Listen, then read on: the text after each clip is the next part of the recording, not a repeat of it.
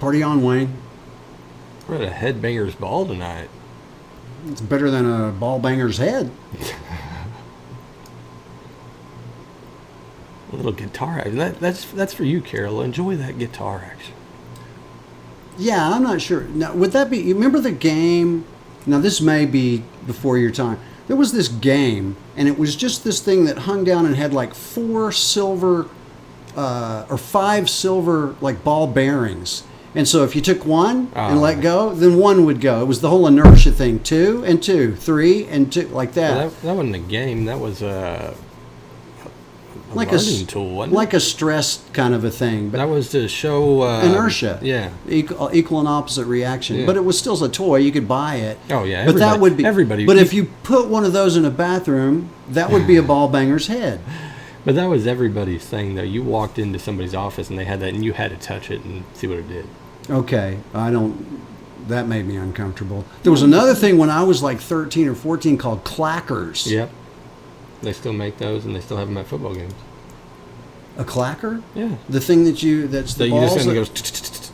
Oh, you're calling something else a clacker. No. This looked like 2 ceramic, about the size of a pool ball. Okay. That hung down on a string with like a circle that was tied to it, and you went like this, and the ball came up and hit, and they'd go down and hit and go down. It's nothing like a little thing that you shake.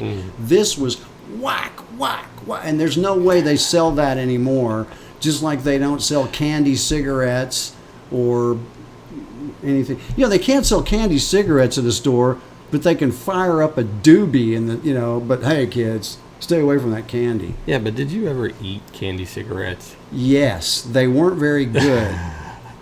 They still sell them. They just call it chalk now. That's good, Bill. Is there any horse hooves in that? Quite possibly. There might be. Depends on what brand of chalk you get. I don't know. Red stripe chalk. So it's Jamaican chalk, huh? It's Jamaican chalk. Red stripe chalk. Bill, today in sports history, normally I don't do this, but I thought, right around October 1, might be something interesting football-wise, might be something really interesting baseball-wise, just based on the date. How about this? In 1903, October 1st, 1903, right? The first modern World Series took place between the Boston Pilgrims and the Pittsburgh Pirates. We should have stuck with the Pilgrims. I like is the whole Plymouth Rock thing happening there. And so they definitely wore knickers.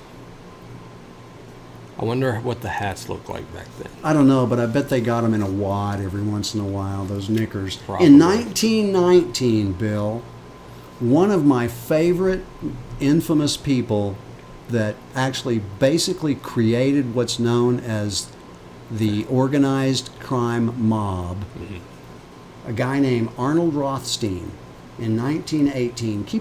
See if this rings a bell.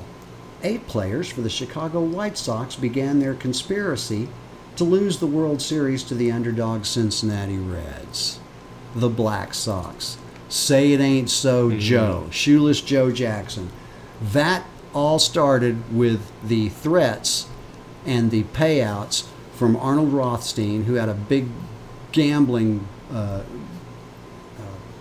business out of New York, and he also dabbled in illegal liquor when the Prohibition started, and he hired a guy named Lucky Luciano, and he hired a guy named Meyer Lansky, and he hired a guy named Dutch Schultz, and taught those guys how to go from being street thugs to businessmen, and that was the beginning of what became the mafia and organized crime in the United States. And he had to do this to pay off a bet. He had to make enough money to keep from being killed, and so he went out and found these guys that he could compromise over one thing or another. Yeah, and you've got to find a good number of guys, because, let's just say you go back in the day and you've got Christian Yelich on that team, right? And Christian Yelich is just raking. You've got to find some way to tie Christian Yelich into all that to where he doesn't rake and makes it look like he's not doing it intentionally. There's no way you could do it today. There's no way. Right. But what you can still do today... Well, I don't know. No, good. not baseball. I Hey, just don't think you Derek can. Jeter's doing a real good job of it right now. Yeah, that couldn't happen to a nicer guy as far as I'm concerned either. But where I do think you could still do it is where it was done the last time, and that's getting to a college or an NBA referee. Yeah. Because Yeah. you can really affect a game as a referee without making it look too obvious in basketball. Well, and here's the other thing. So if you got a chance to watch, and I'm sure it's on some other documentaries or something too. So I watched QB1 recently, and you've got Spencer Rattler on there. One of the referees at one of his games walks up to him before the game starts and he goes, hey, you're going to OU, right? And he's like, yeah. And he goes, hey, Boomer Sooner. You don't think that officiating to some degree has been altered? I mean, like, come on. Like, especially at the high school level, let's just say the rules are maybe a little bit lax than they would be in the NCAA or pros, that these guys aren't skewing some games? Well, I don't know. It's possible, I suppose, but I remember one cold evening in Ames, Iowa.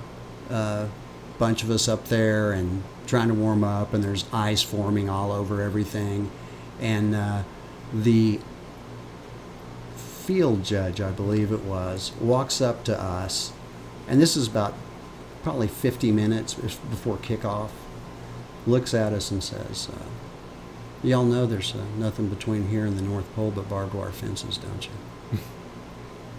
And it was like he was trying to put in our head, you guys don't want to be in Ames, Iowa tonight. Mm-hmm. You don't want any part of this. You're 10 touchdowns better than they are, but if you think you're going to freeze to death, maybe it's a ball game. I don't think they do refereeing. I think they used to do refereeing like, you got anybody in town that can come up here and do it? Oh, yeah. The Mayberry style of Yeah, refereeing. yeah. They got that picture, and Opie was safe. Mm-hmm. Yeah. Babe Ruth made his final pitching appearance, 1933. Pitched all 9 innings and hit a home run in the 5th inning. So gave up the pitching and still did okay. 1946, the first baseball playoff game for a league championship was played. The St. Louis Cardinals defeated the Brooklyn Dodgers 4-2. And they've been cheating ever since. So I got a question, because I've never seen too many highlights of Babe Ruth pitching, but heard he was a decent pitcher. Think Louis Tiant. Do you think if Babe Ruth was pitching against himself, do you think he'd strike himself out, or do you think he'd hit a home run? I think he'd faint from dehydration in between trying to chase the ball from the mound to the box to hit his own pitch. Well, I mean, I can do it. I can hit my own pitch. Yeah, because you're a pitcher and a catcher, Bill. There we go.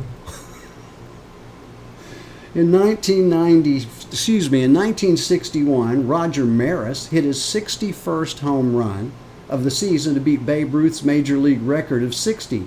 Maris got the home run in the last game of the regular season. Do you know why that's important? No. Because that was the year that he got the big asterisk next to the 61 because they played 2 more games that year than what Babe Ruth had played. So even though he broke the record, there was an asterisk next to it. And if you remember, Billy Crystal had a movie not that long ago, well, last decade or so, called 61. And it was all about that deal that Maris never really got the credit for what he did. And then Mantle comes along after that, 2 more games further, and he hit 62 or whatever. Because that's why we needed the asterisk. Yeah. 1994, the National Hockey League team owners began a lockout of the players that lasted 103 days. Well, I miss the old lockouts. That's when you pretend like you have leverage. Yeah. Which they probably did back then. All right, I got this one for you, Bill. In 2006, Albert Hainsworth from Tennessee kicked off the helmet of Andrew Garrod, Dallas, and then scraped his cleat across Garrod's head. Mm-hmm. Garrod required 30 stitches and suffered blurry vision from the attack. The NFL suspended Hainsworth for 5 games without pay. This was the worst suspension for on-field behavior to date. But not anymore. That's right. That is right. That is right. Did you see that he's appealing that process in Burfict too? Yeah. Okay, so I saw the highlight of that clip. I've seen worse. I've seen worse. It's bad because of everything and the rules that they're trying to implement, but it's not the worst thing I've ever seen. And even in the safer league that we play in now, it probably wasn't even the worst hit that Sunday. No, but the cumulative effect of all the stuff that he's done. I mean, he was on a short leash, but the guy that took the hit even said afterwards, "Hey, it's football." You know, I don't know if what else he's supposed to say to have the right street cred, but he didn't. You know, he wasn't in there whining, feeling like he was victimized or anything else. I don't think you'll see that out of Doyle either. I mean, he's a pretty tough-nosed kid too, but it's.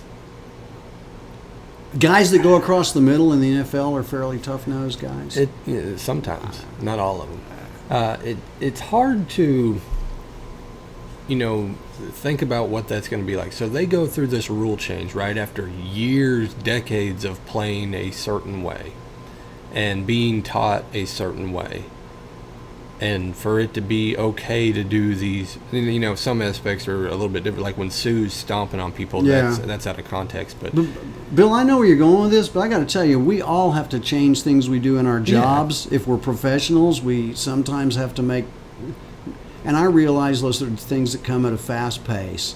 But the guy's just not a good guy. I mean, oh no, I don't. The guy's laying on the ground.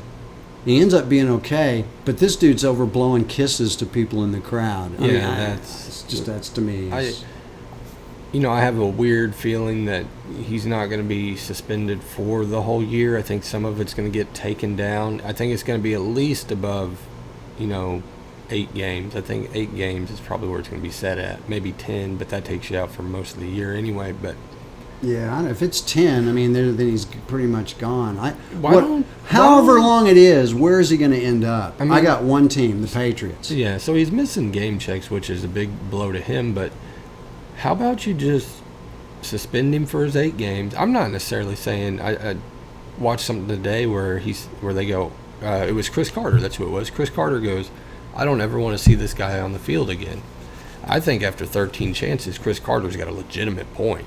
I mean, it's 13 times this guy has been fined or reprimanded to some degree. Is it safe to say if Chris Carter would have played defensive tackle, he might not have cared as much? But since he was a receiver that would be the recipient of some of that stuff? I don't know, because you could say the same thing for, like, say, DBs, right? Whenever a lineman's coming across the middle and not seeing him on, like, screen passes and gets blown up, too. Yeah. I mean... Yeah, I guess so. And I agree with Chris Carter. In my opinion, the guy's a bad dude. He isn't concerned about whether or not other people can get a paycheck. What he did a few years ago, and I can't remember who it was on the ground, and he's got the guy and he's twisting his ankle. Oh, yeah. I mean... That's not part of football, and if he's willing to do what he can to make somebody else not earn a paycheck, then it should cost him. Well, and you wanted to believe all the stories and hype coming out of Oakland that hey, this guy's kind of resurrected his career. You remember we were saying he was trying to calm down Bryant 2 shows ago when he was this guy's a team captain and he's the pitcher. And what does that tell you? That he's a team captain? Isn't who nominated him? Antonio Brown. I was going to say incognito. Can't say it though. Sorry. Now that's the last time. Wow. Broke your own rule. Only took a show. Broke your own rule. Yeah, but that's my guess is Richie Incognito probably went, this is our guy, and then probably told all the rookies, here's who you're voting for captain. Right. Yeah. Good choice. What are your feelings on like Gruden? Does he have a handle on the situation? I mean, they've looked okay. I mean, they haven't looked horrible. I think Gruden is just loving life. He took over such a bad program that they paid him a lot of money, and I don't know that he can win as long as the ownership is the ownership there. I got 2 quick questions before we go to break here. One, do you think Gruden's just kind of waiting it out, like, regardless if they really win or if they really lose, if he gets fired tomorrow, he pretty much knows he can go into broadcasting again? Yeah.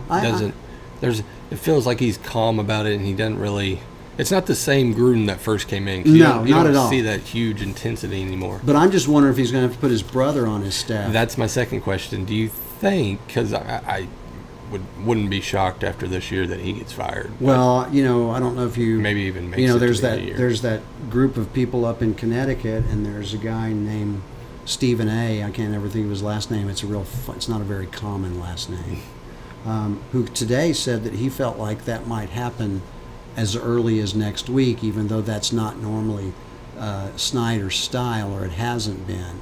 Yeah, but that might be interesting. I'm not a big let me cut a coach in halfway through a season, because then you got the whole interim thing. What if your interim does good and that's not the guy that you really wanted, kind of thing? And it's, Yeah, well, I just think it makes it difficult. I think if you're the GM, you don't want that. I think if you're the owner, you just do whatever you want to do. Yeah. I don't mean to say owner, the guy that possesses everything, whatever that is. The possessor. That's good enough for me. You're listening to Accepts the Celebration on Crossover Sports, reminding you, possess that app.